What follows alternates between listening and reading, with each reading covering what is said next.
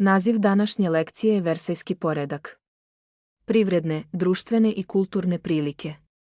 Države pobjednice iz Prvog svjetskog rata bile su Francuska, Britanija, Amerika i Italija, odnosno članice Saveza Antante. One su krojile sliku poslijeratnog svijeta. Nestala su 4 carstva, Rusko, Nemačko, Osmansko i Habsburško. Mirovna konferencija održana je u Parizu. Sa Njemačkom mir je potpisan u Versaju, sa Austrijom u Saint-Germainu, sa Bugarskom u Neiju, a sa Mađarskom u Trianonu. Njemačka je morala da plati ratnu štetu, kao i da se izvrši njeno razoružavanje. Velike sile stvorile su organizaciju Društvo naroda, čije sjedište je bilo u Ženevi. Ova organizacija trebala je da osigura mir u svijetu, u čemu nije uspjela.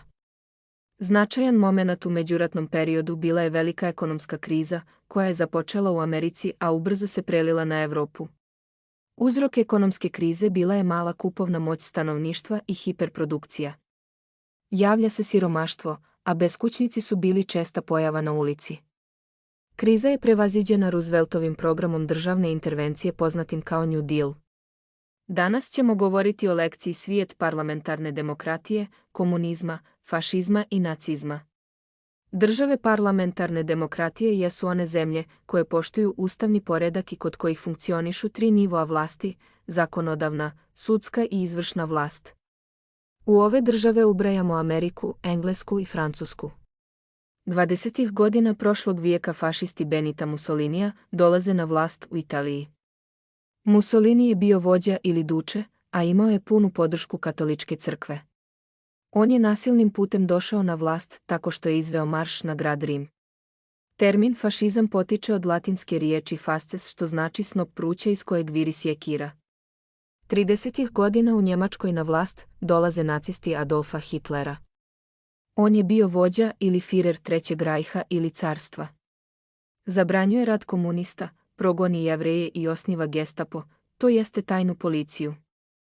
Svoje ideje Hitler iznosi u knjizi Moja borba.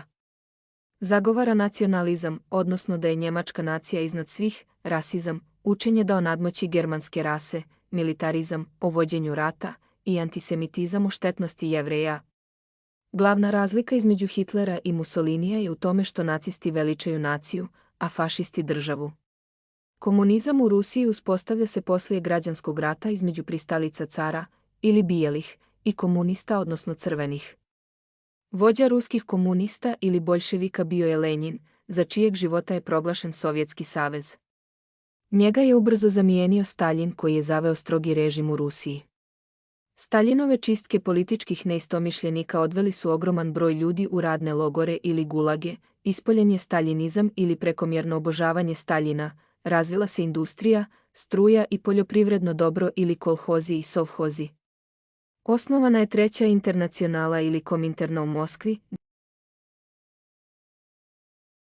Danas ćemo raditi agresije Japana, Italije i Njemačke. 30. godina prošlog vijeka Japan napada kinesku oblast Mandžuriju i počinje kineski građanski rat između nacionalista i komunista. Za Hitlera je Versajski poredak bio štetan, pa je odlučio da ga sruši. Otkazuje plaćanje odštete, napušta Društvo naroda, naoružava se i spaja se sa Austrijom, Njemačka osvaja Rajnu, pripaja Austriju i dio Čehoslovačke, oblast Sudeta. Sa druge strane, Italija je nastojala da izvrši neka osvajanja pa je zauzela prostor Etiopije i Albanije. 30. godina 20. vijeka vođen je rat u Španiji, između legalno izabranih komunista i fašista generala Franka. Na kraju su fašisti došli na vlast. U sjećanje na građanski rat čuveni slikar Pablo Picasso naslikao je razrušeni grad Gerniku. Pred početak Drugog svjetskog rata Hitler je želio da izbjegne raniju grešku Njemačke koja je praktikovala da ratuje na više frontova. Hitler odlučuje da osvaja front po front. Zato je sklopio sporazum sa Rusijom o nenapadanju i o tajnoj podjeli Poljske. Ovaj ugovor se naziva Pakt Ribbentrop-Molotov, po ruskom i njemačkom političaru koji su ga sklopili.